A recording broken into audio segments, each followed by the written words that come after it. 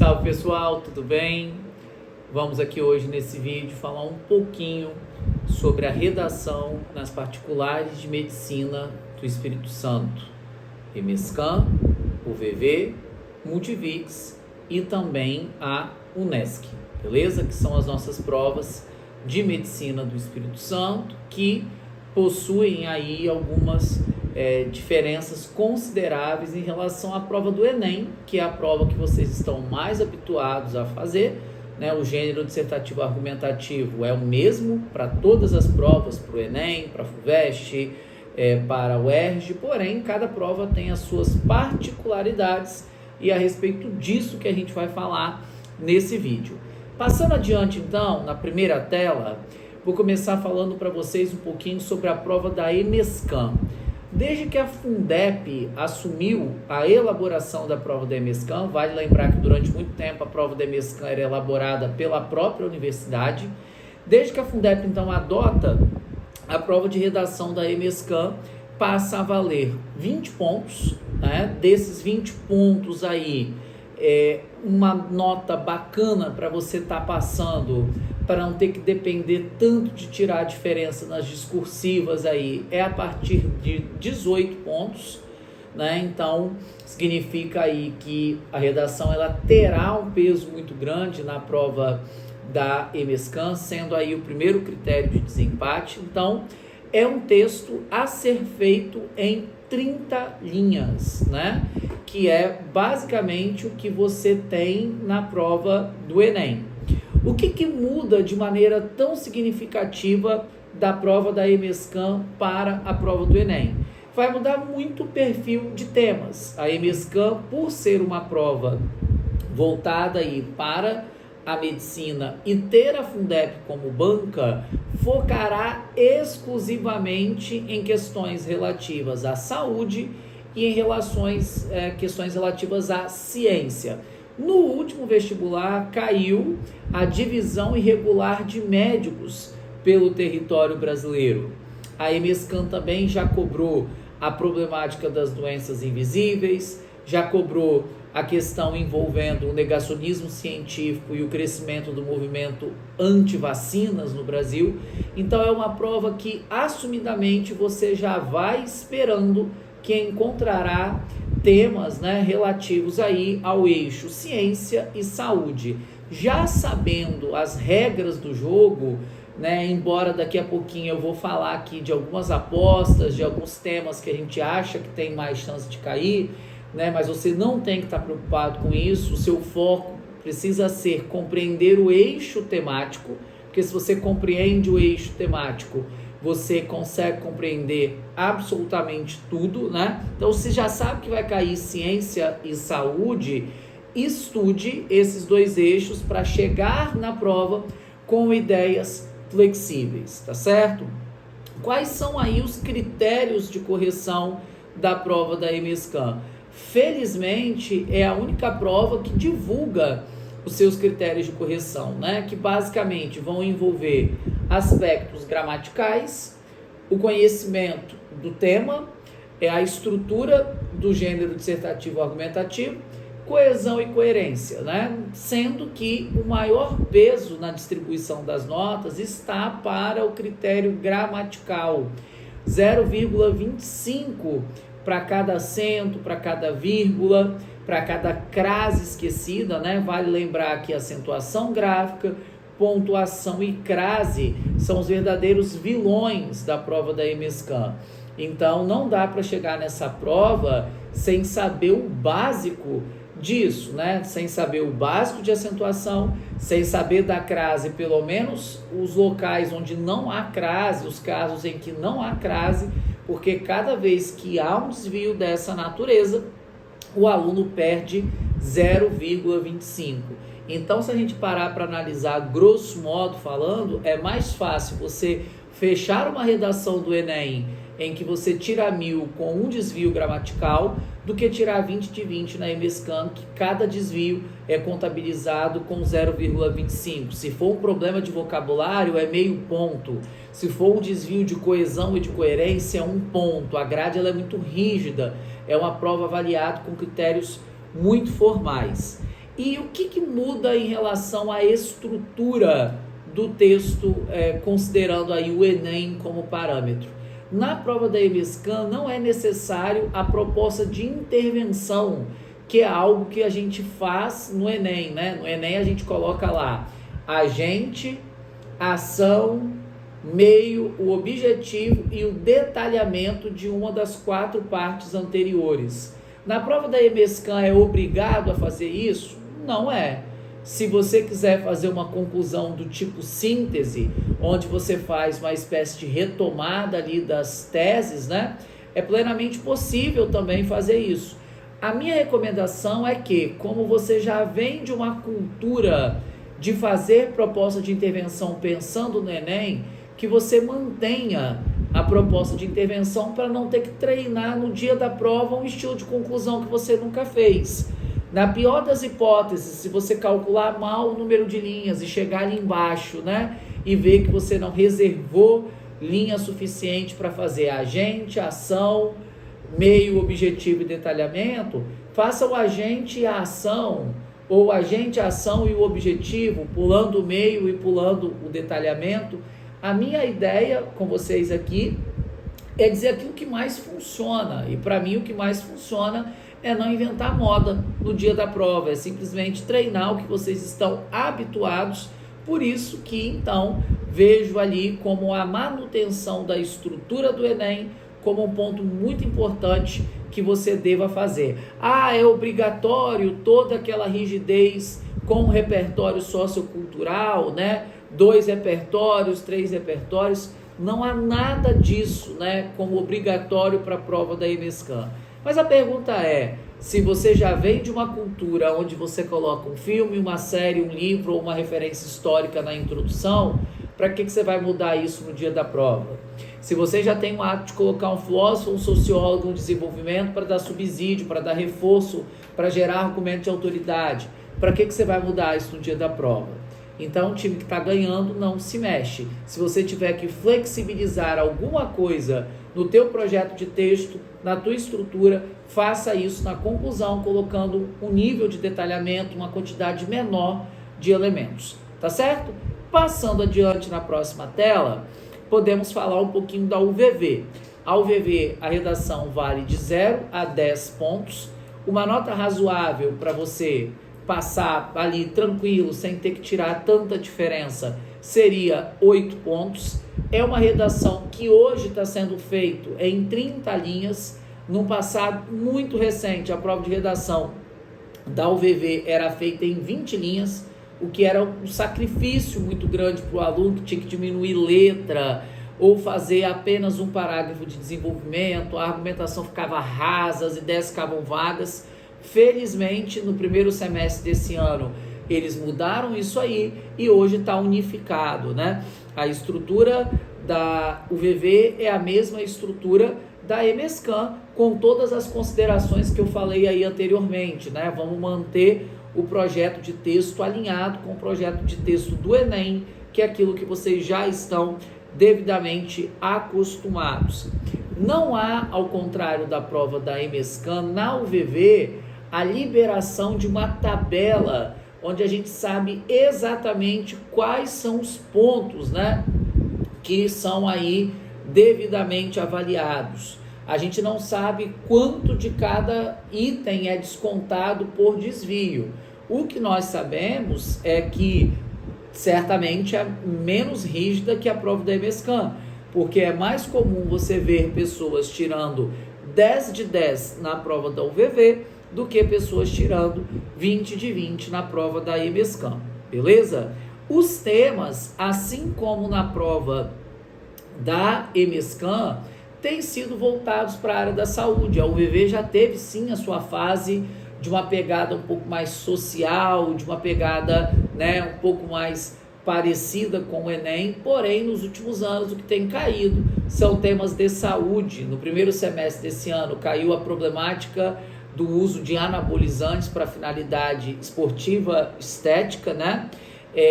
O ano passado caiu as questões envolvendo a harmonização orofacial, né, a ROF. Então, de alguma maneira, a prova tem se aproximado, né, da EMESCAN nesse sentido de privilegiar os temas de saúde e os temas voltados para a área da ciência, tá certo? Passando adiante, falemos agora um pouquinho da prova da Multivix. Multivix é uma prova que será avaliada de 0 a 40 pontos. Então, se você tem foco em Multivix, você tem que chegar para fazer a redação com sangue nos olhos, dando o melhor de você, e inclusive começando a sua prova pela redação. Porque na Multivix todo mundo sabe que é entregue o bloco de provas completo, objetiva, discursiva e redação. E você tem que fazer o gerenciamento do tempo, sendo que o principal mesmo é que você vá muito bem nas provas discursivas. E dentro da prova discursiva, a redação ela vale sozinha 40 pontos, então tem um peso gigantesco, ok? Número de linhas da prova da Multivix, 40 linhas. Professor, eu preciso escrever as 40 linhas? Não precisa escrever as 40 linhas. É bom que eu chegue muito próximo disso? É bom que você chegue muito próximo disso.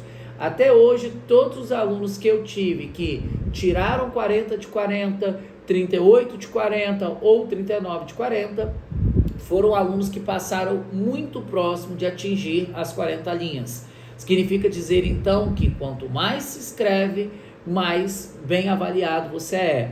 Prova da Multivix não é aquela prova para fazer argumentação rala, aquilo que no Enem a gente chama de competência 3, né? Aquela coisa evasiva, fazer afirmações sem sustentação.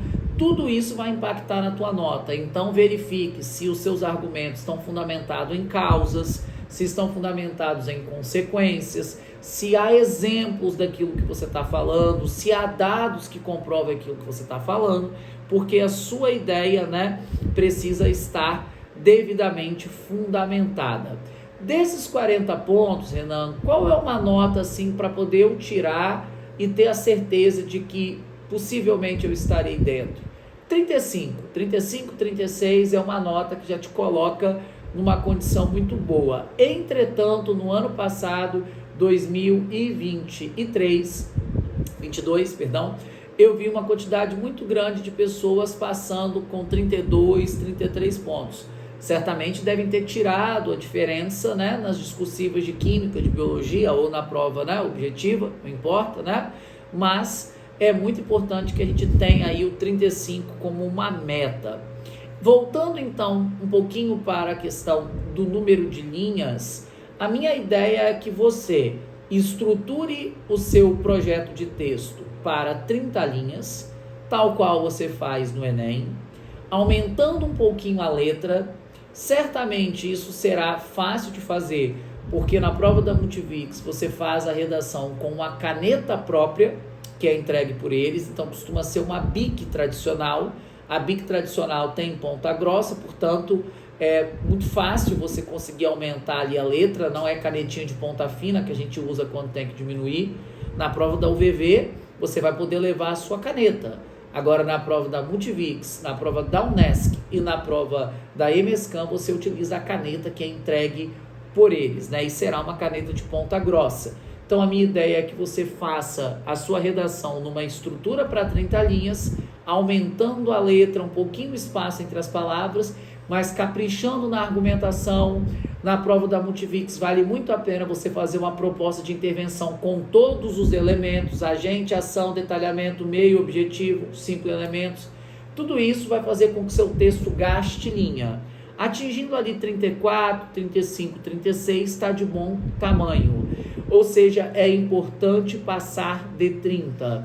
Menos de 30 linhas, 26, 27, 25, às vezes numa redação de 30 linhas, o aluno, né, escreve 24, 25, 26, 27, é pouco. Se você for fazer 25, 26, 27 para uma redação de 40, é pouco, beleza? E o que vai mudar de maneira mais impactante na prova da Multivix em relação à prova do Enem? É que a Multivix costuma cobrar o título, pedir que você dê um título à tua redação. Normalmente, né, é uma linha reservada para o título, né? Então você tem a linha exclusiva para fazer o título e 40 para escrever o teu texto, ok? Nessa linha que está reservada para fazer o título, você vai colocar um título criativo, um título que meio que resuma o teu texto. Não fique preocupado em dar um título para a sua redação logo de cara, começar por esse título. Faça todo o seu texto, releia o rascunho, depois que você passar limpo na folha definitiva, você olha e fala, caramba, esse texto tem cara de quê? E aí você cria um título a partir disso, tá certo? Pode estar criando um título que tem a ver com um dos repertórios socioculturais que você está abordando no seu texto, mas a diferença principal da Multivix para o Enem, para a EMESCAN, é a necessidade de colocar um título na redação. E os temas da prova da Multivix tendem a ser ou temas de sociedade ou temas de saúde. E para mim é a prova mais bacana, porque ela te dá a oportunidade de escolher a redação que você quer escrever sobre. Então é dado 2 temas para que você escolha aquele que você quer falar. No ano passado caiu inclusão digital dos idosos e evasão escolar na gravidez na adolescência. Então era impossível o aluno não saber falar de um dos 2. Por isso que eu acho que é a avaliação mais justa que existe das provas das particulares, porque te dá a oportunidade de escolher e certamente conseguir discorrer bem, montar um texto bacana a partir de um dos temas que você domina mais, tá certo? E passando aí na próxima tela, em relação à prova da UNESC, é uma prova que é avaliada de 0 a 100 pontos, é uma prova em 30 linhas, uma nota bacana que te aprova na UNESC é por volta ali dos 85 pontos. A UNESC ela oscila, né, assim como a prova da Multivix, ora temas mais sociais, ora temas mais voltados para a saúde, mas diferente da Multivix, lá não são 2 temas, é um tema só, é tema único, né? Os critérios de correção, eles não são divulgados, assim como não se divulga também o da UVV e o da Multivix, mas sabemos que a UNESC é uma prova que corrige a redação de maneira muito rígida, né? A maior nota que eu já vi até hoje foi o 97,5. Eu nunca vi ninguém tirar 100 de 100 nessa prova, então entendemos que são critérios um pouco mais rígidos. A estrutura em relação às anteriores é a mesma redação, estruturalmente falando, da Multivix. A UNESC também vai requerer o título, tá? Vai pedir que você faça um título, seguindo os mesmos parâmetros. Faça um título criativo, que tenha a ver ali com, né, a sua ideia, que dê para você ali a chance, né, de fazer um texto que vai chamar a atenção de quem for corrigir. E a UNESC ela tem uma particularidadezinha que é só dela, que é o chamado critério de linhas plenas. Cada vez que você não preencher por completo uma linha, você perde pontos. Então imagina que você escreveu, parou aqui, né? Parou aqui. Aí vamos supor que acabe aqui a linha. Se você não preencheu até aqui, você perdeu o ponto. Então, qual é a lição que fica da prova da UNESC? Desculpa o termo, mas você vai ter que encher linguiça até o finalzinho da frase para você não perder ponto. Ou você vai parar na linha anterior, mas se você tiver que interromper para a linha de baixo, às vezes a gente vai para a linha de baixo por causa de uma sílaba, por causa de uma palavra, você vai ter que esticar a linguiça até o final para preencher. Não me pergunte por quê, eu nunca entendi a origem nem o objetivo desse critério, mas são as regras do jogo e é uma particularidade de lá. Então a redação tem que estar extremamente alinhada, né, com a margem, onde você vai escrever plenamente até o final. Tá certo? Acredito então que tenha dado, né, para vocês terem uma ideia do que espera vocês em relação a essas provas, no que diz respeito aos critérios, no que diz respeito ao estrutural. Passando adiante, então, agora um pouquinho, né, de alguns temas que são importantes que vocês pesquisem, que vocês leiam todos, né? Não é possível falar de todos aqui nesse vídeo.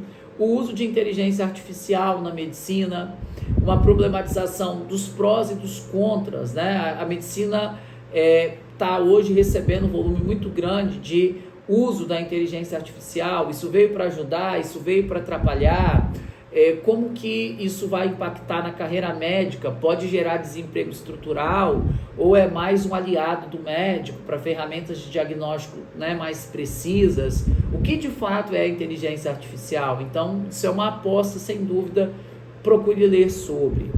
Saneamento básico, voltando para a problemática das doenças, né, originadas aí da falta de saneamento básico.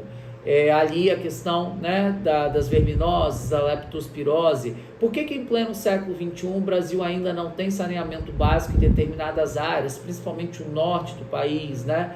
Obviamente é uma problemática histórica que está ligado aí à falta, né, de planejamento da maior parte das cidades do país, que cresceram de modo espontâneo, e também falta, né, de política pública do Estado. Então são várias as questões que envolvem o saneamento básico e o quanto que isso traz problemas para a saúde da população. A saúde do homem, focalizando um pouquinho na questão do câncer de próstata, quer dizer, nós temos uma ênfase e uma repercussão social muito grande no Outubro Rosa, mas por que o Novembro Azul não repercute da mesma maneira? É uma questão social, machista, né, que traz para a gente uma reflexão do quanto que dentro da perspectiva de masculinidade frágil, né, o homem se sente vulnerável na submissão ao exame de toque retal, a cultura da desinformação, tudo isso atrelado à ideia, né, de uma doença que é plenamente tratável quando descoberta no início, mas que muitos homens adoecem e morrem porque nunca se cuidaram verdadeiramente. A humanização no atendimento médico. Por que é tão importante, né, atendimentos médicos que conduzam bem, que priorizem a pessoa humana do paciente, que sejam acolhedores? Por que a medicina hoje se transformou em algo tão comercial, tão frio, né? Com médicos tão impessoais, com médicos que focam tanto na doença e nada em seus pacientes? O que está por trás disso? A síndrome de burnout, né, que tem crescido aí exponencialmente nos últimos anos, né? O adoecimento que pode acometer principalmente os profissionais da saúde, médicos, enfermeiros, técnicos de enfermagem, os professores, os policiais. O que na dinâmica do mercado de trabalho está levando, né, o adoecimento físico e emocional de pessoas que acabam, né, saindo aí, abandonando os seus empregos? O que está por trás disso?